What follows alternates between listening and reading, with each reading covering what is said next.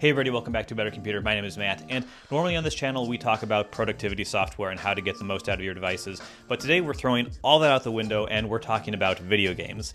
Video games are one of my favorite hobbies. I love playing them. I play a ton of them.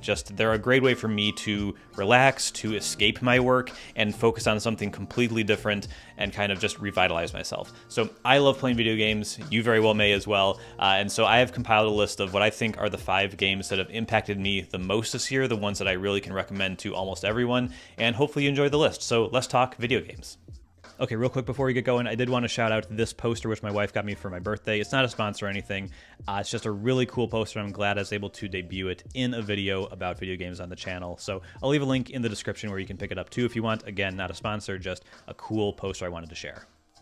So my game of the year, without question, is Resident Evil Village, and I think I like this game more than the average person, so I don't think it's going to win a ton of Game of the Year awards, if any, from major publications, but for me, it scratched every itch perfectly. This game is really a horror theme park. It's really structured in a way that has you basically play in this village, the aforementioned village that is in the title. You play in the village, and that's kind of a hub area, and from that hub area, there are 4 separate areas that you'll go to deal with characters in the game that you need to take care of. I'm trying not to spoil anything here, but you're going to go through these different sections, and each one of the 4 areas is distinct. They're unique. They have a different style of gameplay that you're going to be focusing on. One of them is particularly scary, one of them is very actiony, and one of them is really traditional Resident Evil, which is fantastic. And then there's another one that is just a little different, isn't my favorite one. But that's as detailed as I want to get with this, but it's fun. The story is campy. It's just a blast to go through. It has this incredible New Game Plus mode where you can play the game again and keep all of your upgrades and everything. Like, this isn't necessarily anything new, but I think Resident Evil does it really, really well. And you can either choose on your second playthrough to continue again with the same difficulty level, but with all of your upgrades, so you just feel like a god going through the game. Or you can play it again with a harder difficulty level, but all those upgrades, and it's an interesting experience playing through this game. I've personally played through this game 3 times this year, which is unheard of for me. I never play games. I almost never finish games in the first place, so to play a game 3 times is really incredible for me. So that's why Resident Evil Village is my game of the year. Game number 2 on this list is Metroid Dread, and Metroid Dread is the newest game in the Metroid series. And it is so good. I'm a big Metroid fan in the first place, and I was a little skeptical about this game. I don't know why. Maybe it's because it was announced then was releasing so soon afterwards. Maybe it was because the art style wasn't exactly what I was expecting or necessarily wanted. But after playing the game, I am totally converted. I love this game. It's so well executed. And I think the 2 things that really stand out to me are, 1, how it handles navigation and getting you to where you need to go. Unlike most Metroidvanias that have glowing rooms on the map or arrows that kind of get you going where you need to go, outside of one line of dialogue at the start of the game where they say go up, generally that's the only direction you get. Every other point in the game has you just figuring out through clues in the world what to do, and it does this incredibly well. I was expecting to get lost in the game all the time, and I did get lost occasionally, but it only took a minute or 2 for me to kind of figure out what I needed to do next, and I was able to just intuit based on the map and kind of what it was doing level design-wise to kind of push me, just nudge me a little bit in the right direction. Or I was able to use the map, which lets you kind of filter through the different types of items. So as soon as you get a certain tool that lets you get through a certain blocker, you can filter the map really easily for just that blocker, and those are probably where you need to go to get to the next area. So it works really well for a game that doesn't ever tell you specifically where to go. It always got me going down the right direction, which I found really impressive game design. The movement in this game is also worthy of tons of praise. Moving around a Metroidvania often feels like, to me, kind of like moving around a block of pixels that just kind of like has stiff animations and is, can have really great controls and everything, but it doesn't feel supernatural all the time, even in great games. But Metroid Dread does this super well. I love how Samus moves around. It's super fluid, but never compromises the controls. You're always able to do everything you want as quickly as you want. You're never slowed down by the animations, but they look fantastic and you feel great. As you get more powerful, as you get more ways to maneuver around the world, it does get a little complicated. There's a lot of buttons on the controller that are doing things that it just takes a lot to keep track of, but it doles these out one at a time and you start to expand what you can do. And by the end of the game, you're just moving around unbelievably smoothly, unbelievably just in cool ways, and it really makes you feel super powerful. It's a super impressive feat for this game to pull off in a way that I don't think any Metroid games have done before. I think that in this way, it is the best Metroid game in terms of navigating the world. I just have tons of respect for this game and hope that you pick it up on the Switch. Next up, we have to talk about a totally different game, and that's a game called Overboard. Overboard is available on a bunch of different platforms, but I just played it on my phone.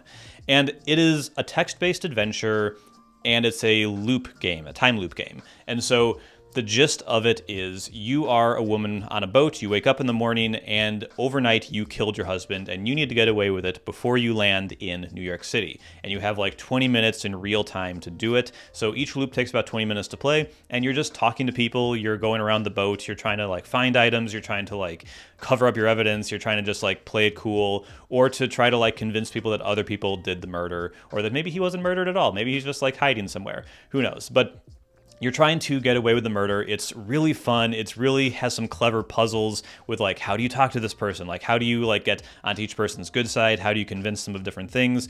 People move around the boat as time passes on. So you're able to kind of like go talk to people at different times, and based on who's in the room, you can have different conversations. You can kind of push people to believe certain other people are guilty. It's really interesting. It's really fun, and it's just unlike anything that I've really played previously, certainly this year. I know there's text-based adventures, they're a thing, but like they've never clicked with me, and Overboard did in a really special way, and I really think it's a small gem that a lot of people will probably miss this year, but hopefully you check it out on, again, whatever platform you have. I think it's like $5 on the iPhone, and it's not that expensive anywhere else, so check out Overboard. Okay, so I'm editing the video right now, and there's one more game I have to put on the list. I didn't start playing it until after I started recording this, and I thought I had all the games I needed. There's a game called Unpacking. It is so great. It's a perfect little game, and I think it deserves a ton of attention. I feel like it's getting a little bit more than it was, but it's basically a game where you play as someone who's moving around, and you basically unpack their stuff in all the places they move in their life. It is wonderful. It is a delightful, surprisingly touching game. If you are enjoying the video I'm putting on screen right now at all, if it looks at all satisfying to you, then you're going to love this game. So again, it's called Unpacking. It's available on the Switch, PC, probably other places. It would be really great if it was on the iPad, but yeah, fantastic game as well. Unpacking, you can beat it in a couple hours, but you can really have a lot of fun with it, so add that to your list as well. Okay, next on my list is kind of a cheat. I've got two games here, but they're both racing games. The first is Forza Horizon 5, which the best way I can describe this is Breath of the Wild in cars.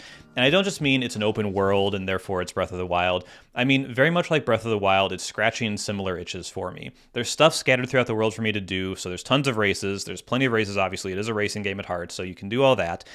But in between those, there's markers that you can hit. There's signs you can smash, kind of like the Korok seeds. There's all these little things you can do throughout the world, so while you're navigating from one race to the other, you're always doing things. Also, like Breath of the Wild, while you're around the world, you may just see something interesting in the distance, and you can go to it. You can explore it, you can drive up it, you can figure out how to do it, and then usually at the end of that journey, there's something interesting there. It's either a race or an event or some sort of reward for going to this special place, this fun place, and you had fun getting there, you have a fun reward. It's just fantastic. And then in terms of rewards, Forza is always engaging you. It's always giving you something to earn. It's always giving you points for smashing things, for driving aggressively. It's showing you how you're comparing to your friends list. So other people I know who are playing the game, I can see how many roads I've discovered compared to them. I can see how I performed in different races to them, how many signs I've smashed compared to them. Like, I can see all of that. There's leaderboards. It shows you your progress towards them. That's just a really great thing. And then it even throws, when you're playing solo, when you're not even playing online against real people, when you go into a race, you're often going to see people from your friends list in that race. They're drivatars. They're kind of AI simulations of how they drive. You're going to see them in the race with you, and you're going to race them, and it just makes everything feel more personable. So it's constantly giving you positive feedback. It's constantly making you feel good. It's just, I've said this on a couple of these games already before, but it's just a joy to play. It's a joy to just kind of turn it on and just drive around for a little bit. Maybe I'll achieve some objectives, maybe I won't, but it's just always fun to play in. And one little bonus thing for me, I love that they have my literal first car, the exact year, the exact make and model. It's in this game, and it is not one of the fastest cars, but I love being able to drive it. So That's Forza Horizon 5. The other one I'll just mention really quickly is F1 2021. So I got into Formula One this year. I've never been into any sort of motorsports thing, but I really got into Formula One this year. I think it's really exciting, really fun in a way that I didn't really appreciate before. That's a long story. But the F1 2021 game is so much fun. It's so great. It's totally the opposite of Forza Horizon, which is more arcadey, even though the series has the Forza Motorsport kind of heritage that is more simmy. F1 2021 is definitely more of a sim, not a hardcore sim, although you can definitely turn off a lot of assists and get a really challenging experience. But I love how it simulates all aspects of the F1 experience. You're dealing with the media, you're doing the races, you're doing qualifying, there's penalties, there's like rules changes for how the cars work, there's practice sessions where you're doing different objectives to like try to learn the course, but you're also doing these things to improve your car. It's really good, it's really great. I just wanted to mention that game quickly because it's absorbed a ton of hours of my time this year.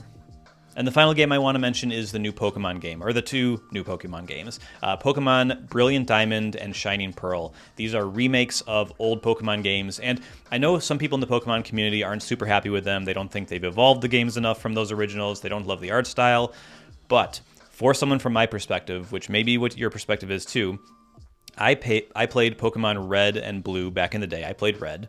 You know, it was just the opposite of what my friend got, so that's what I got. I had Pokemon Red way back in the day, played on my Game Boy Color, and loved it. Absolutely was deep into Pokemon for like 4 or 5 years, and then in like 2001, 2002 kind of fell off. I just outgrew it, I felt.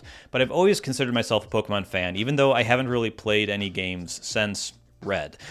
But I wanted to get back into one, and I started with this one, and it is really, really good. It's a really good welcoming in to people who kind of know the Pokemon gist, but haven't played in a long time and aren't keeping up with all the new advancements that have happened since then. So I haven't beaten the game. I haven't gotten through it. I think it's like 20, 30, 40 hours. Like it's pretty lengthy to get through everything, but I've played enough of it to know that this is a really great welcome back into the series for me, and I think it will be for a lot of people. I don't think it's too complicated. You kind of just, it's very familiar in many ways. You kind of understand the gist, so you can kind of just get back on your feet pretty quickly.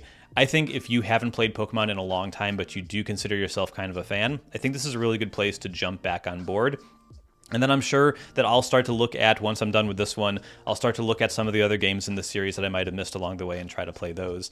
Because I really do like the idea of Pokemon. It's not the most hardcore series in the world, obviously, but I just find them enjoyable comfort food games, and I'm really happy to finally be back on board after like 20 years away from the series. So Brilliant Diamond did that for me, or Shining Pearl, whichever you want. There's different Pokemon in each one, but yeah, I really love this Pokemon game. Okay, so that's it. Those are 5 games, 6, 7? Geez, 7 games that I think are really great this year. Again, the list is Resident Evil Village, Metroid Dread, Overboard, Forza Horizon 5, F1 2021, Pokemon Brilliant Diamond, and Pokemon Shining Pearl. These are all great games. I think you'll really enjoy them whether you have a Nintendo Switch, Xbox, PlayStation, or PC, or again, just a phone. You can enjoy at least something off this list, and I think you will if you pick it up. So hopefully that was enjoyable to you. Maybe this will get out before Black Friday and you can get some of these. Maybe they'll be on sale, but thank you so much for watching. If you liked it, drop a like below, and I'll see you here next time. Bye-bye.